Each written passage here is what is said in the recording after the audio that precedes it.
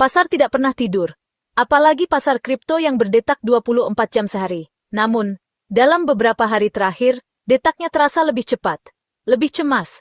Semua mata, semua telinga, tertuju pada satu nama, Jerome Powell.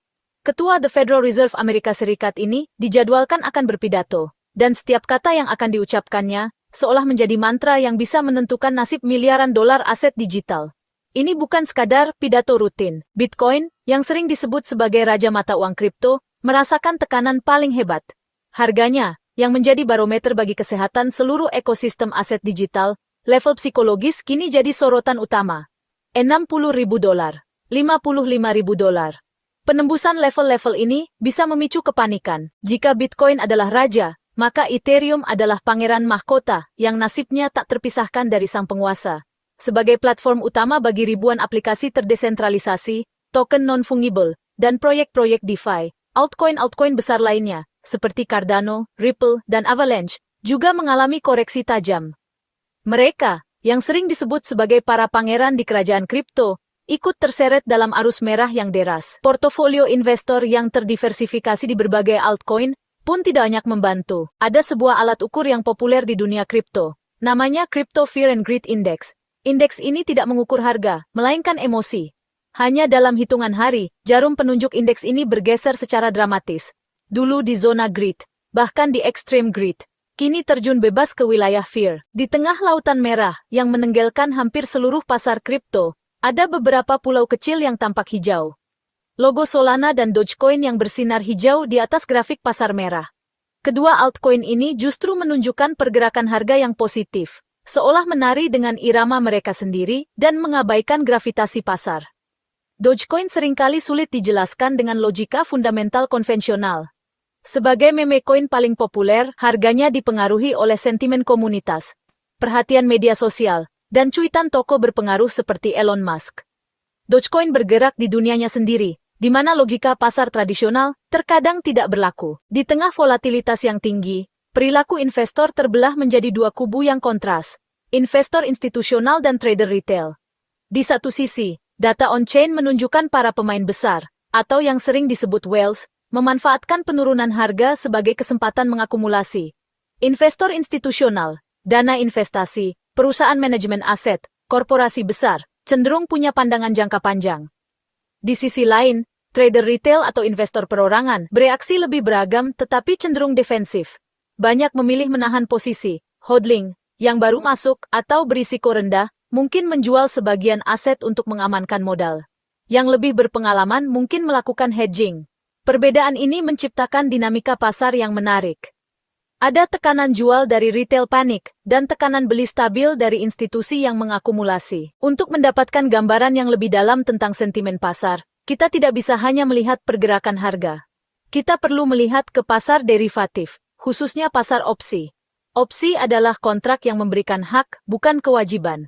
Call option, hak untuk membeli aset di masa depan. Put option, hak untuk menjual aset di masa depan. Rasio antara volume perdagangan put dan call, atau put-to-call ratio, menjadi indikator yang sangat kuat untuk mengukur kecemasan pasar. Menjelang pidato Powell, data menunjukkan lonjakan signifikan pada rasio ini. Jika seorang investor memiliki Bitcoin, ia bisa membeli put option. Jika harga Bitcoin turun, keuntungan put akan mengimbangi kerugian pada Bitcoin. Lonjakan rasio ini bukti kuantitatif pasar mempersiapkan skenario terburuk. Aktivitas ini bukan hanya dari trader retail. Investor institusional juga menggunakan opsi secara ekstensif. Mereka mungkin tidak menjual aset fisik, tetapi membeli asuransi lewat put option. Akhirnya, momen yang ditunggu-tunggu tiba. Jerome Powell naik ke podium. Setiap kata, setiap jeda, setiap intonasi suaranya dianalisis. Apapun yang dikatakannya, volatilitas adalah sebuah keniscayaan. Jika Powell menyampaikan pesan yang hawkish, ia mengisyaratkan perjuangan melawan inflasi masih panjang, dan kenaikan suku bunga lebih lanjut mungkin diperlukan. Pasar kripto kemungkinan besar akan merespons negatif.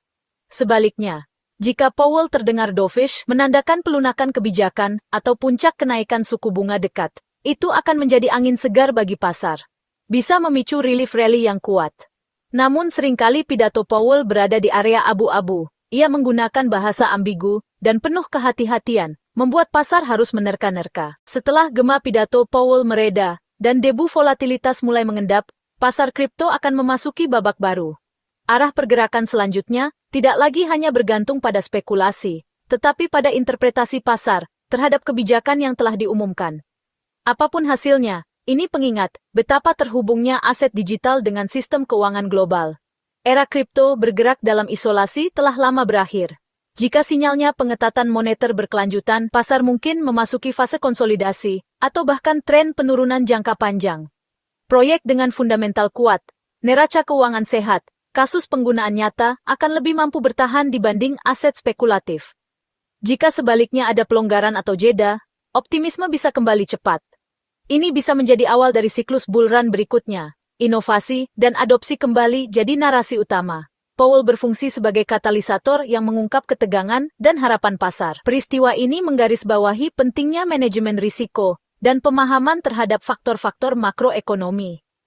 Investor yang menavigasi badai dengan kepala dingin dan strategi matang akan berada di posisi terbaik untuk menuai hasilnya di masa depan. Itu tadi pembahasan kita dalam video ini, semoga bisa kasih insight baru buat kalian semua. Jangan lupa klik like kalau suka, komen kalau mau tanya atau diskusi, dan tentu saja subscribe Ainova Channel, supaya nggak ketinggalan konten-konten terbaru seputar AI, kripto, staking on-chain, likuiditas pool, DeFi dan Web3 ya. Sampai ketemu di video berikutnya.